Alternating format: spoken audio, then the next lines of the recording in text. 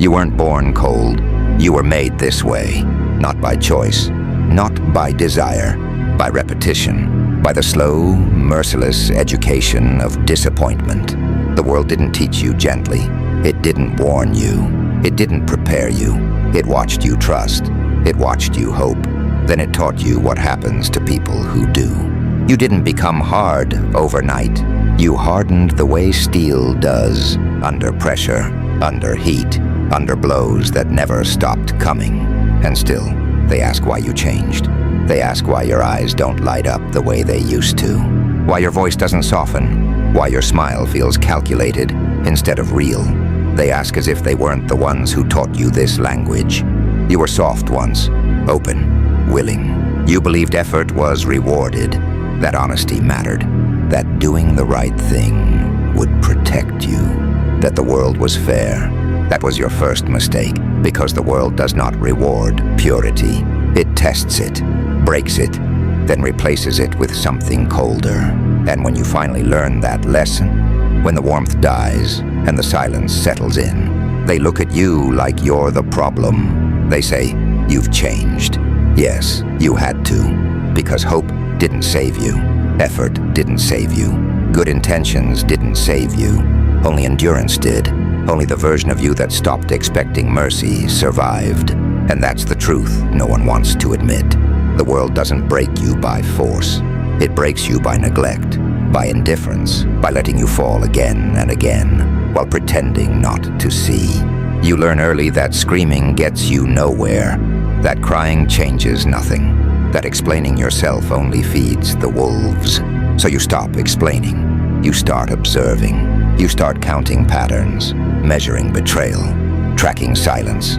You begin to understand the rules they never wrote down. Rule 1, no one is coming. Rule 2, pain is the entrance fee. Rule 3, the moment you stop being useful, you are invisible.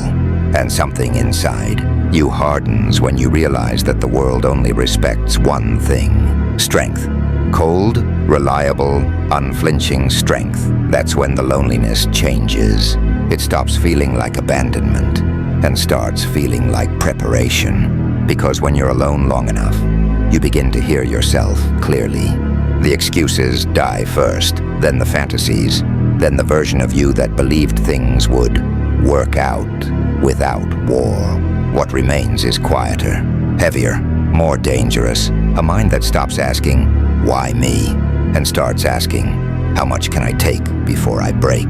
That's the moment the transformation begins. Not with confidence, not with motivation, but with the realization that nobody is coming to save you. That every ounce of power you will ever have must be forged inside suffering. And that comfort is the enemy. Comfort dulls you, softens you, lulls you into decay. The world doesn't crush the comfortable because they're already broken. It crushes the ones who still believe they're owed something. So the pain keeps coming, not to destroy you, to remove what doesn't belong. Every failure strips another illusion. Every loss peels another layer off the lie you lived in, until all that's left is bone and will. And that's where the real work begins. Not when you're inspired, not when you feel strong, but when you're tired of being weak. When you realize that no one is coming to hold your hand through the dark. That the world isn't unfair, it's indifferent. And indifference doesn't negotiate. It doesn't explain. It doesn't care how hard you tried. It only responds to force. So you begin to harden your thoughts. You stop romanticizing pain and start using it. You stop asking for meaning and start building it. You stop craving approval and start craving power.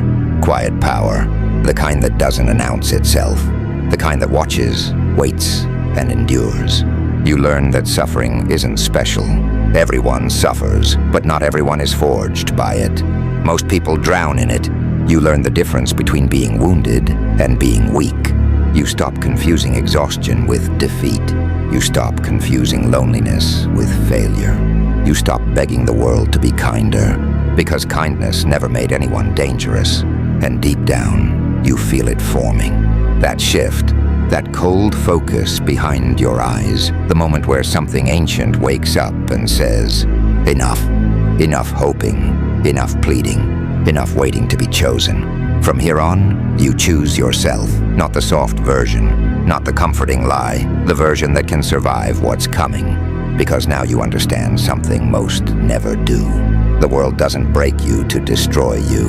It breaks you to see what you're made of, and what you become next is not meant to be gentle. You don't wake up one day strong. You wake up tired. Tired in a way sleep can't fix.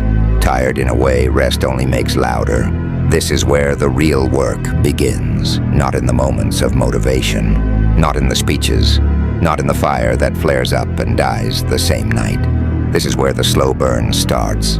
Because once the illusions are stripped away, once hope stops lying to you, something far more dangerous appears. Discipline. And discipline is not gentle. It doesn't care how you feel. It doesn't ask if you're ready. It doesn't wait for the perfect moment. It shows up every day and demands payment. And the price is always the same. Your comfort. This is where most people turn back. They feel the weight of consistency and mistake it for punishment. They feel the silence and call it loneliness. They feel the repetition and think they're stuck. But you begin to understand something darker. That repetition is not stagnation. It's forging. Every day you wake up and do the work without applause, without encouragement, without anyone noticing. You are being shaped. Every time you choose discipline over distraction, you carve another layer off the weak version of yourself. And it hurts, because the weak version screams when it's dying. It tells you you're doing too much. It tells you to rest, to slow down, to be normal. It tells you this path is unnecessary. That voice isn't wisdom. It's fear fighting for survival. And fear gets loud right before it loses. This is the phase where the world stops testing you directly and starts watching to see if you'll quit on your own. No obstacles, no dramatic enemies, just monotony. The same grind, the same silence, the same work that no one claps for. This is where most people disappear. They don't fail loudly. They fade quietly. They tell themselves stories. I'll start again tomorrow. I deserve a break. I've done enough. But discipline doesn't negotiate with excuses. Discipline only recognizes repetition, and repetition is ruthless. It strips away emotion. It exposes inconsistency. It shows you exactly who you are when nobody is watching. This is where you stop performing strength and start building it. Not the kind that flexes, the kind that endures. You begin to understand that motivation is a lie told to beginners. It's unreliable, emotional, temporary. Discipline, on the other hand, doesn't care how you feel. It cares whether you show up. Every day you do the work when you don't want to. Something shifts inside you. Your body learns obedience. Your mind learns silence. Your emotions learn their place. You stop negotiating with weakness. You stop asking for permission. You stop explaining yourself to people who don't walk your path. You realize that most people are loud about their goals because they're unsure. And you're getting quieter. Not because you're unsure, because you're focused. The world mistakes silence for emptiness, but silence is where the sharpening happens. This is the stage where isolation stops feeling like punishment and starts feeling like protection. You pull away, not because you hate people, but because noise weakens your edge. You learn to be alone without being lonely.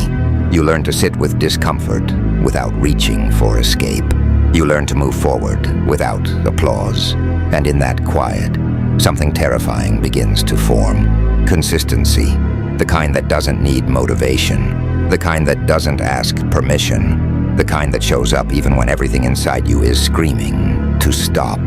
You start to see how most people live, how they chase feelings, how they quit when it stops being fun, how they confuse rest with surrender, and you realize you're no longer like them. Not better, just different. Because while they're waiting to feel ready, you're building something that doesn't rely on feelings at all. Your days become deliberate. Your routines become rituals. Your pain becomes information. You stop romanticizing suffering. You start extracting value from it. Every setback becomes data. Every failure becomes instruction. Every lonely night becomes reinforcement. You don't talk about it. You don't post about it. You don't seek recognition. You just return to the work, again and again and again. This is the phase where weakness doesn't disappear. It gets hunted. You notice your excuses before they form. You feel resistance rising, and you walk straight into it. You stop waiting to feel confident and start acting competent, and something unsettling happens. You begin to like the pressure, not because it's comfortable, but because it tells you you're alive. You start to crave the weight, the responsibility, the demand. You realize that comfort was never peace. It was stagnation, and stagnation was killing you slowly. So you choose the harder path, not for glory, not for praise, but because it's the only one that feels honest. You understand now. Discipline is not restriction. It's freedom earned through suffering. It's the ability to move forward regardless of emotion, to stand steady when everything shakes, to remain dangerous even when no one is watching. And somewhere in this relentless process, your old self starts to crack. The version of you that needed reassurance, the version that sought permission, the version that feared judgment. That version is running out of places to hide, because discipline doesn't coexist with excuses. And soon, very soon, something inside you is going to die, not in pain, but in silence. And what replaces it will not ask for approval. It will not beg for understanding. It will not explain itself. It will simply move forward, unstoppable, unapologetic, unfamiliar. The forge is almost done, and what steps out of it will no longer recognize the person who entered. Something inside you is dying, not suddenly, not dramatically, not with screams or blood. It's quieter than that. It's the slow suffocation of who you used to be. The version of you that hoped things would change without you changing first. The version that waited for clarity, for certainty, for permission. The version that believed suffering had a finish line. That version is starving now, and you can feel it. Not as pain, as emptiness, a hollowing out. You wake up, and something is missing. Not energy, not motivation, identity. The familiar voice that used to narrate your life is gone. The one that complained, the one that justified, the one that said one day, silenced. And in its place, something colder breathes. You don't feel lost. You feel unrecognizable. This is where most people panic, because when the old self dies, there's a moment of nothingness. No meaning, no comfort, no direction, just awareness, pure merciless awareness of your limits, of your patterns, of the lies you told yourself to survive. And now those lies have no place to hide. This is the moment people run back to noise, back to distraction, back to dopamine, back to anything that makes them feel human again. Because becoming something else is terrifying. Being nothing is worse. But you don't run. You stay. You sit in the silence like a condemned man waiting for the verdict. And slowly, the fear changes shape. It stops screaming. It starts sharpening. You begin to understand that this emptiness isn't punishment. It's space. Space where weakness used to live. Space where excuses once thrived. Space where comfort nested and grew fat.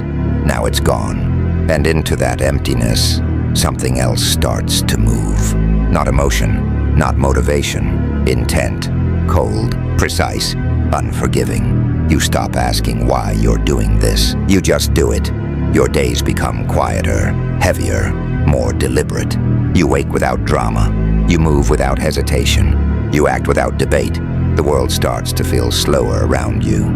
People speak in circles. They over-explain. They overreact. You listen and hear fear disguised as opinion. You see weakness dressed up as confidence. And for the first time, you realize how rare it is to meet someone who has truly faced themselves and survived. You no longer seek validation because you've seen its source. It comes from people who are afraid to stand alone. and you've already crossed that line. There is a moment, subtle, almost invisible, when you realize something important. You are no longer becoming. You are becoming inevitable, not because you're the strongest, not because you're the smartest, but because you are no longer divided. There is no inner argument, no second guessing, no emotional negotiation. Your thoughts, actions, and direction are aligned. That alignment is dangerous, because a focused will cuts through chaos like a blade. You stop wasting energy on people who don't matter. You stop explaining your vision. You stop needing witnesses. You move in silence, not out of secrecy, but out of efficiency. And that silence terrifies people. They can't read you. They can't predict you. They can't control you, because you're no longer reacting. You're deciding. The old you wanted approval. The new you demands progress. The old you asked, "What if I fail?" The new you asks, "What if I don't?" Failure stops being the threat. Stagnation becomes the enemy. You start choosing pain over comfort, truth over peace, growth over belonging, and it costs you. Relationships fade. Old environments reject you. People say you've changed, with a tone that means you're no longer convenient. You don't correct them. You don't defend yourself. You let the distance grow, because this path was never meant to be crowded. This is where the transformation deepens. Your emotions no longer control you.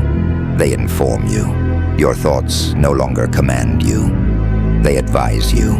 Your impulses no longer rule you. They report to you. You are no longer a prisoner of your inner world. You are its warden. And as the old self finally collapses, exhausted, starved of attention, something else rises. Not confidence, conviction, a quiet, merciless certainty. You no longer need to feel strong. You are strong because strength is no longer something you chase. It's something you practice every day, every choice, every moment you refuse to return to who you were. And now, standing in the ruins of your former identity, you feel it. The last barrier breaking. The final resistance dissolving. The moment where the transformation stops being internal and becomes visible. The world hasn't noticed yet, but it will, because what comes next does not ask permission. It does not explain. It does not hesitate. What comes next moves with purpose, with inevitability, with a force that cannot be reasoned with. The old you is gone. The new you is not here to be understood. It is here to move forward, relentlessly, without mercy, without pause. And what comes after this is not growth. It's ascension. There is no moment of celebration, no music, no applause, no finish line, because this was never a journey meant to end. What stands here now is not a version of who you were. It is what remained after everything unnecessary was burned away. You don't feel victorious. You feel anchored, heavy, grounded, unmovable. You've crossed the point where motivation matters. You no longer need to feel driven. You are the drive. The world moves around you now, not through you. Noise passes, chaos flares, people panic, rush, beg, break, and you remain, still, unimpressed, unshaken. This is what happens when someone survives the internal war and doesn't look back.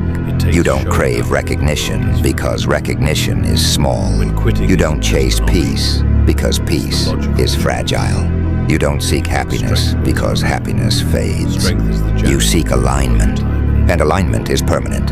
You wake up, and there is no question of who you are or what must be done. The doubt that once paralyzed you has been starved to death. The fear that once ruled you has learned its place. You no longer argue with your weakness. You dominate it, not with emotion, not with anger, with repetition, with structure, with refusal to break. The world still tests you. It always will. But now the tests feel different. They don't threaten you. They confirm you. Every obstacle is proof of weight. Every resistance is proof of mass. Every challenge is evidence that you exist with force. You are no longer becoming. You are. There is a stillness to you now that unsettles others. You don't chase. You don't explain. You don't react. You move when it's time. You strike when it's necessary. You endure when it's required. Nothing more. Nothing less. You've outgrown the need to be understood. You don't care if they call you cold. You don't care if they call you distant. You don't care if they call you cruel. Those are the words of people who mistake softness for virtue. You know better. You know that discipline is mercy. That restraint is power. That silence is command. And you know this truth deeper than thought. The world will never stop trying to break you. So you stopped trying to be unbreakable. You became something else, unmovable. You don't chase comfort. You don't fear struggle. You don't wait for better conditions. You move forward regardless. Pain is no longer a signal to stop. It's a signal that you're alive, that you're still sharpening, still refining, still becoming something that cannot be undone. You no longer ask how long this path lasts. You understand now.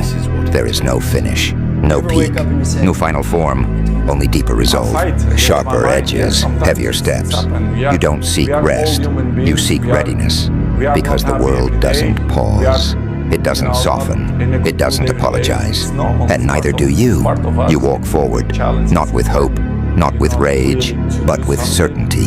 The kind that doesn't announce itself, the kind that doesn't beg to be seen, the kind that doesn't need to prove anything. You are no longer becoming strong. You are strength in motion. You are not a moment. You are not a phase. You are not a story. You are a force. And forces do not stop. They do not doubt. They do not end.